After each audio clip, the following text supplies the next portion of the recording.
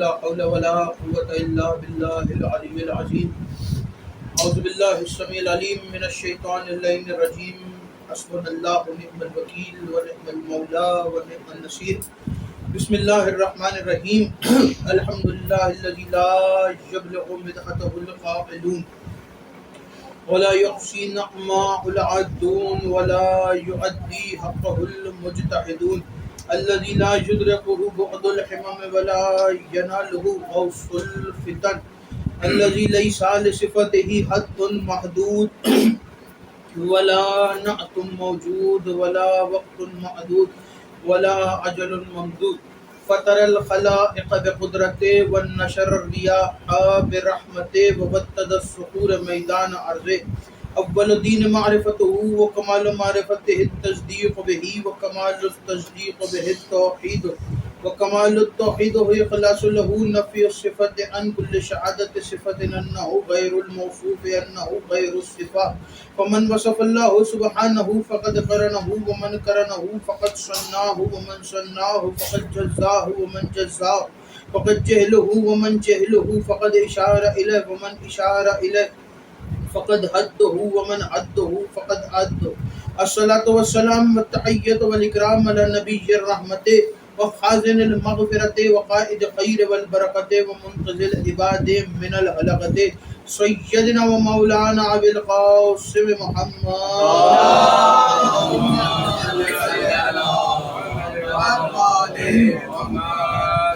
وعلى آله الطيبين الطاهرين المعصومين المنتخبين المنتجبين ولعن الله على أعدائهم ومنكر فضائلهم وغاصب حقوقهم أجمعين. اما بعد، بسم اللہ الرحمن الرحیم. خاندان زہرا پر بلند آواز سے صلوات پڑھو.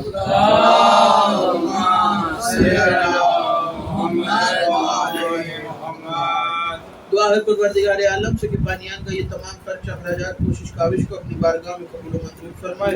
آپ حضرات کا اس فرش پہ چلایا میرا عظیم خالق اللہ اپنی بارگاہ میں قبول فرمائے. آپ کو اس فرش پہ آنے کا بہترین اجر عطا فرمائے. کوئی غم نہ دے سوائے غم حسین کے. لاکھوں دعاؤں کی ایک دعا میرے اللہ قبر کی پہلی رات ہو زیارت امیر نصیب فرما. قیامت کا دن ہو شفاعت شبیر نصیب فرما. محشر کے روز خاتم قرآن خاتم دامن اہل بیت نصیب فرما. ہمارے آخری وارث حضرت حجت کے ظہور میں تاجیل فرما. ہمیں ایمان کے انوار و انصار میں شامل فرما.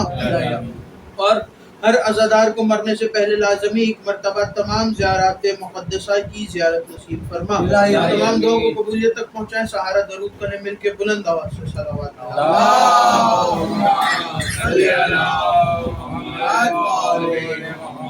اجازت ہے گفتگو شروع کی جائے. مجلس اعزاز بسلسلہ شہادت امیر المؤمنین امام المتقین حضرت مولا علی ابن ابی طالب علیہ السلام آپ حضرات سماعت فرما رہے ہیں اور وقت نہایت ہی مختصر ہے. چند جملے آپ کے حوالے کرنے ہیں. توجہ مکمل طور پر میری طرف رکھیے گا. بات سمجھ میں آئے تو اتنا ضرور بولیے گا کہ پتہ چلے کہ میرا خطاب علی کو ماننے والوں سے ہے، سوچنے والوں سے نہیں. امیر المومنین کی ذات مقدسہ عجائبات کا مظہر ہے. مظہر اللہ عجائب ہے. اور واقعی اکثر تاریخ نے یہ دیکھا کہ علی کی شخصیت بڑی ہی نہ سمجھ آنے والی شخصیت ہے. علامہ طالب جوہری کہا کرتے تھے کہ علی بہت عجیب ہے. علی کی شخصیت بڑی عجیب شخصیت ہے اس لیے کہ علی کسی کی سمجھ میں نہیں آتے. اور علی کیسے کسی کی سمجھ میں آئے کہ علی کو سمجھنے کے لیے کم سے کم انسان کو مصطفیٰ ہونا پڑتا ہے. اور خود مولا نے اپنے خطبے میں کہا کہ مجھے کوئی نہیں سمجھ سکتا. سلمان نے تھوڑا تھوڑا مجھے سمجھا اور جتنا سمجھا وہ میرے 1000ویں حصے کا 100واں حصہ ہے. اتنا سمجھنے کے بعد بھی سلمان ذرے برابر بھی مجھے نہ سمجھا. تو جا کے کبھی سلمان سے پوچھو کہ سلمان علی کو کتنا سمجھے، تو سلمان علی کے ایسے ایسے فضائل سنائیں گے کہ آج تک کسی نے نہ سنے. جناب سلمان توجہ رکھیے گا مکمل طور پہ، مولا کے خاص اصحاب میں سے ایک صحابی، اور لقب جناب سلمان کا سلمان محمدی، اور عمر جناب سلمان کی کسی نے لکھا 650 سال، کسی نے لکھا 650 سال، اور تاریخ کہتی ہے کہ کمر جھکی ہوئی تھی لیکن دل میں اہل بیت کی محبت بھری ہوئی، سینے پہ منا اہل بیت کا تمغہ تھا، اور جب بھی مولا کی بات آتی تھی تو اپنے پٹکے کو باندھ کر اپنی کمر کو سیدھا کر لیتے تھے ذکر علی سننے کے لیے، سیدھی کمر اپنی کر لیتے تھے جب بھی مولا علی کا ذکر آتا تھا، اور جہاں جہاں مولا کی بات کرتے تھے اپنے سینے کو تان کے مولا کا ذکر کرتے تھے۔ اور یہ بات دنیا والوں کو سلمان نے ہی سمجھائی ہے کہ دنیا والوں اگر کسی مقام پر اکیلے پڑ جاؤ تو علی کو یاد کرنا، علی تمہاری زبان بن کے گفتگو کرنا شروع کرے گا۔ اگر کسی مقام پر اکیلے پڑ جاؤ تو علی کو پکارو، علی تمہاری مشکل کشائی کریں گے۔ مولا نے خود کہا کہ میں وہ ہوں کہ مشکلیں جس کے دروازے پہ خود آ کے دروازہ بجاتی ہیں کہ ہماری مشکل کشائی کرو، شدید مشکلیں میرے دروازے پہ آتی ہیں کہ ہماری مشکل کشائی کرو۔ تو امیر المومنین کے بارے میں جناب سلمان نے ایک مرتبہ مدینے کی گلیوں میں کہنا شروع کیا، توجہ رکھیے گا، کہ علی مردے زندہ کرتے ہیں، علی مردے زندہ کرتے ہیں، مولا علی مردے زندہ کرتے ہیں۔ اور تاریخ نے ویسے بھی یہ واقعات دیکھے ہیں کہ علی نے کئی مرتبہ مردے زندہ کیے ہیں۔ ایک مرتبہ کچھ لوگ آئے اور آ کر کہنے لگے یا علی جنازہ پڑھا دیجیے، تو مولا نے کہا سوچ لو پڑھا دوں، تو انہوں نے کہا جی یا علی پڑھا دیجیے، ہم جنازہ پڑھوانے آئے۔ تو مولا نے پھر کہا کہ سوچ لو کیا پڑھا دوں اس کا جنازہ، تو انہوں نے کہا جی یا علی جنازہ پڑھائیے۔ تو مولا نے پھر تیسری مرتبہ پوچھا کیا، دوبارہ پوچھ رہا ہوں کیا سچ میں اس کا جنازہ پڑھا دوں؟ تو انہوں نے کہا یا علی جنازہ پڑھانے آئے ہیں، آپ جنازہ پڑھائیے۔ اور تاریخ نے لکھا کہ جب مولا نے اس کا جنازہ پڑھایا تو وہ جس زندہ شخص کو لائے تھے وہ مردہ ہو گیا۔ پھر اس کی ماں روتی ہوئی آئی کہ یا علی میرے بیٹے سے غلطی ہو گئی، اور جب ماں نے آ کے معافی مانگی اور کہا کہ یا علی میرا اکلوتا بیٹا تھا، اس کے علاوہ میرا دنیا میں کوئی نہیں ہے، یا علی آپ سے گزارش کرتی ہوں کہ اس کو زندہ کر دیجئے، تو مولا نے پیر کی ٹھوکر ماری کہ اٹھ، اللہ کے حکم سے وہ مردہ دوبارہ زندہ اٹھ کے کھڑا ہو گیا۔ تاریخ نے دیکھا کہ امیر المومنین کو جہاں کسی نے کہا کہ یا علی مردہ زندہ کیجئے تو مولا نے مردہ زندہ کیا، اور صرف مولا نہیں بلکہ اولاد علی بھی مردے زندہ کرتی تھی۔ جناب امام جعفر صادق کے پاس ایک شخص آیا اور آ کر کہنے لگا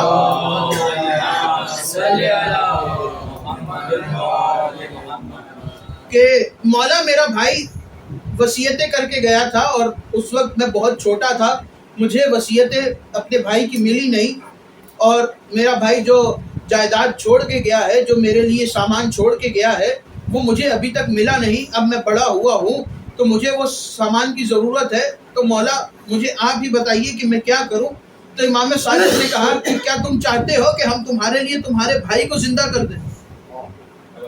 کیا تم چاہتے ہو کہ ہم تمہارے لیے تمہارے بھائی کو زندہ کر دیں؟ تو کہنے لگا مولا کیا ایسا ہو سکتا ہے؟ تو مولا نے کہا بالکل ہو سکتا ہے۔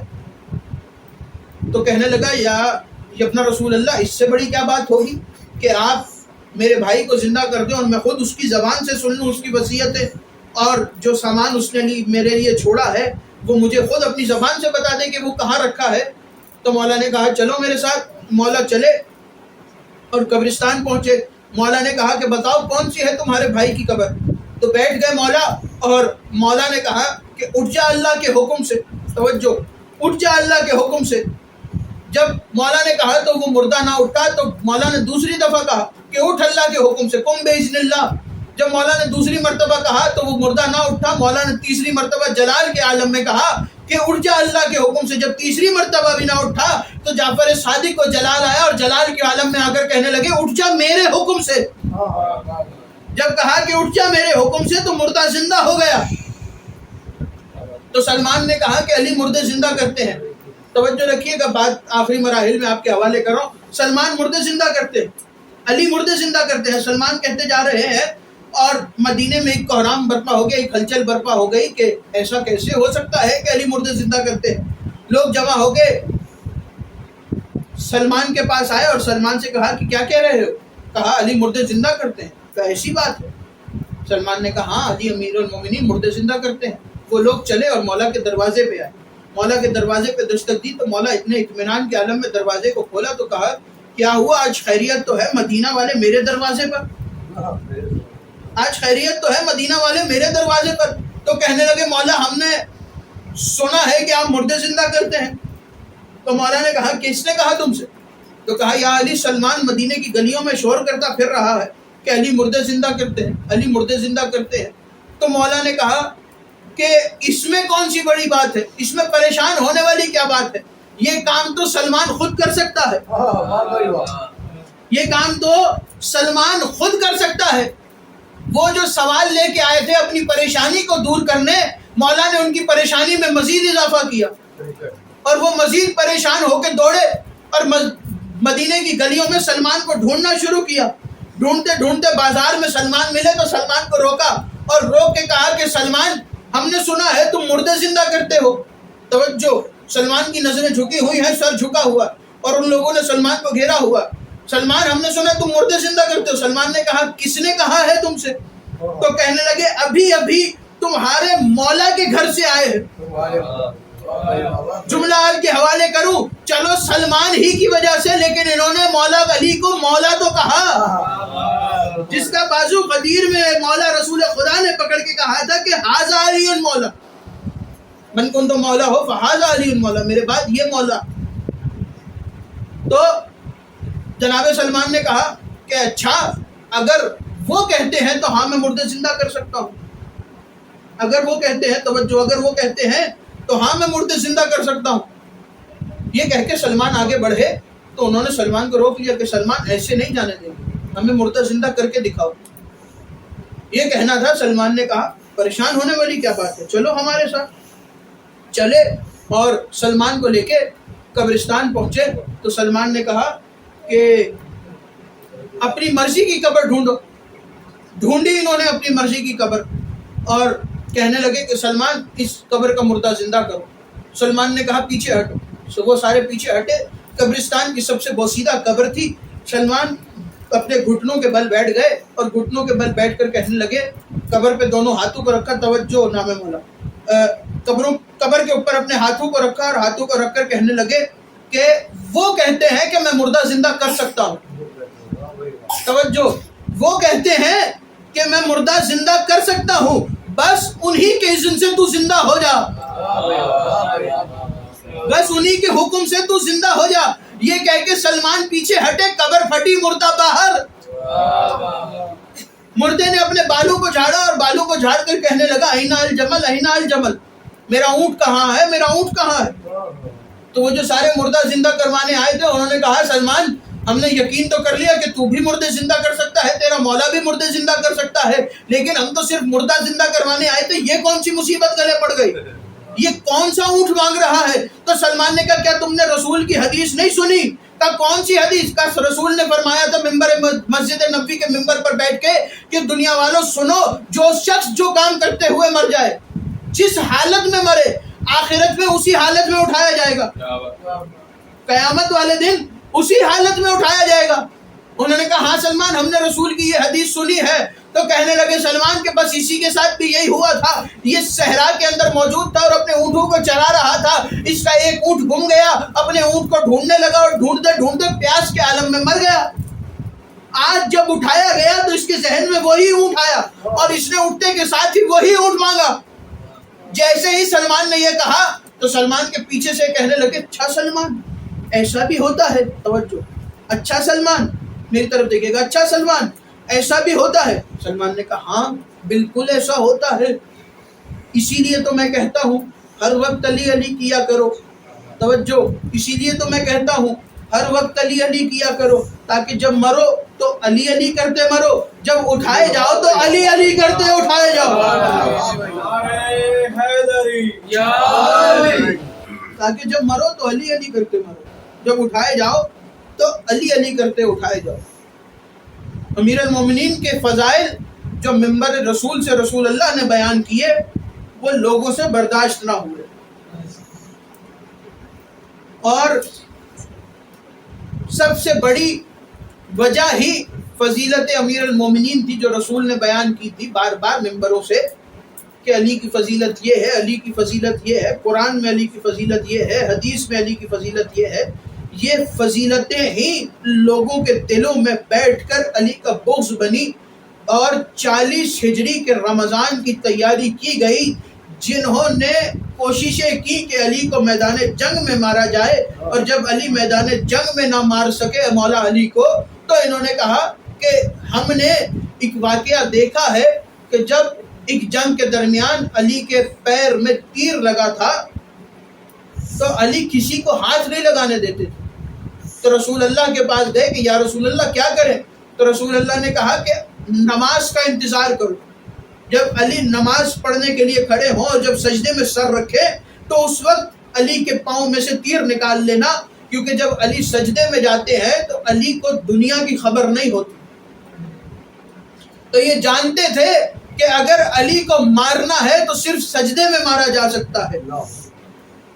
ہاں عزادارو، 40 ہجری کا رمضان آیا، مولا نے کہنا شروع کیا کہ اے کوفے والے، کبھی بھی کسی یتیم کو پتھر نہ مارنا، کبھی بھی کسی قیدی کو پتھر نہ مارنا۔ اگر کبھی کوفہ کے بازار سے قیدیوں کا قافلہ گزرے تو کبھی کسی کو پتھر نہ مارنا، کسی کے اوپر پانی نہ پھینکنا، کسی کے اوپر جلتے ہوئے انگارے نہ پھینکنا۔ امیر المومنین وصیتیں کر رہے ہیں۔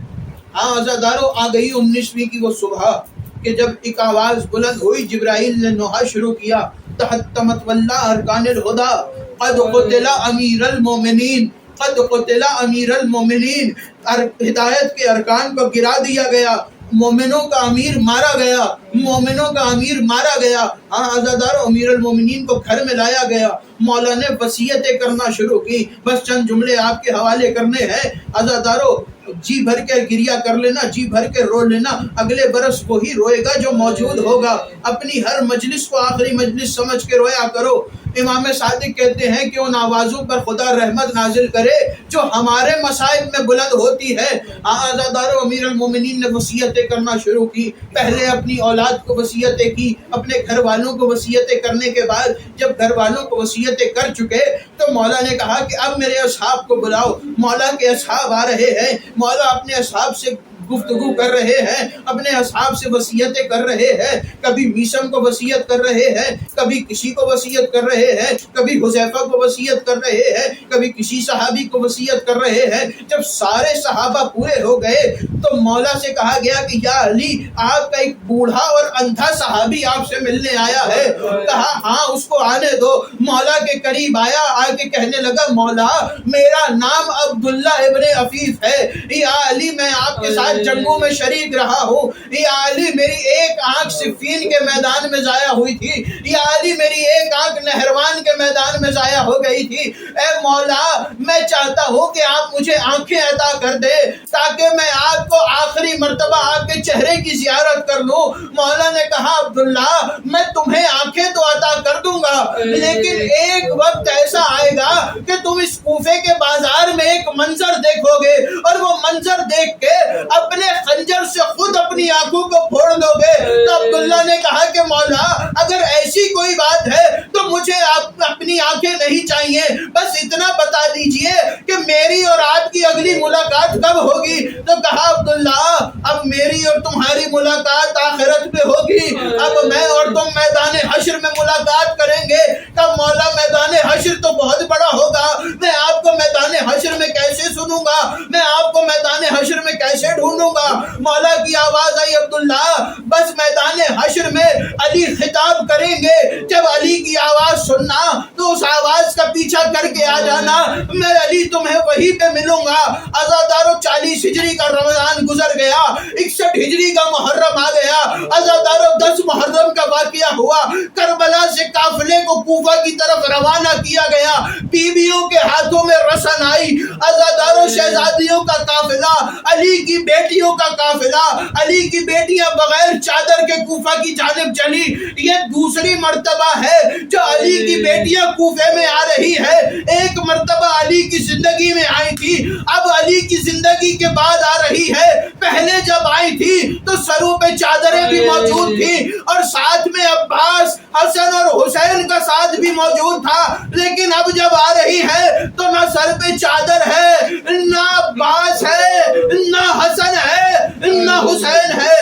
عزادارو کوفے میں اعلان ہوا کہ کوفے والوں، باغیوں کا قافلہ کوفے لایا جا رہا ہے، جس نے بازار میں آ کے باغیوں کے قافلے کا تماشا دیکھنا ہے وہ بازار میں آ جائے۔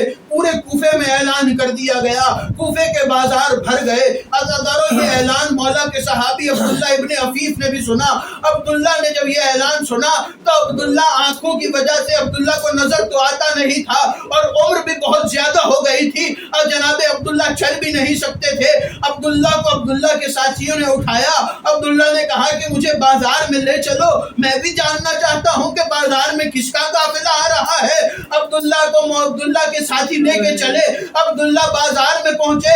عزادارو جی بھر کے گریہ کر لینا، آخری جملے حوالے کر رہا ہوں۔ عبداللہ کو بازار میں لے کے پہنچے، عبداللہ کے ساتھیوں نے عبداللہ کو تھاما ہوا تھا کہ اچانک عبداللہ نے شور کرنا شروع کیا کہ قیامت آ گئی، قیامت آ گئی، قیامت آ گئی، قیامت آ گئی۔ عبداللہ نے جب یہ شور کیا تو عبداللہ کے ساتھیوں نے پوچھا عبداللہ کیا قیامت قیامت لگائی ہے، کہاں آ گئی ہے قیامت؟ تو کہا 40 ہجری جب میں اپنے مولا سے آخری ملاقات کرنے گیا تھا تو مولا نے کہا تھا عبداللہ جب میری آواز سننا تو سمجھ لینا قیامت آ گئی ہے۔ میں کوفہ کے بازار میں علی کی آواز سن رہا ہوں، بس یہ کہنا تھا کہ ایک شخص دوڑا ہوا آیا اور آ کے کہا عبداللہ علی نہیں بلکہ علی کی بڑی بیٹی زینب بغیر چادر کے شرابیوں کے مجمع میں۔ اللہ لعنت اللہ علی قوم الظالمین، ماتم امیر المؤمنین۔